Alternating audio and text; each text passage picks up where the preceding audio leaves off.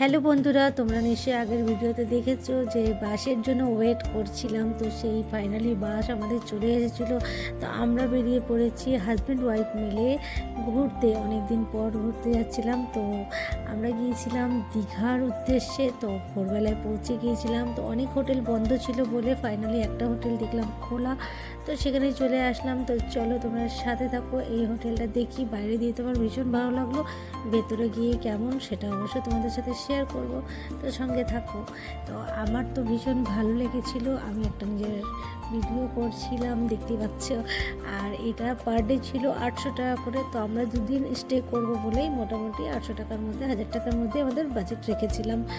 তো আর এটা আমার সবথেকে এই জন্যই নিয়েছিলাম যেহেতু এটা জাহাজ বাড়ির সামনে দেখতে পাচ্ছ, আর এখানে সামনে সমুদ্র বীচটা আমাদের। তো কাছাকাছি সব কিছু পাবো বলে এখানে আমরা নিয়ে নিলাম। ফাইনালি সেরকমভাবে আর হোটেল খোলাও ছিল না।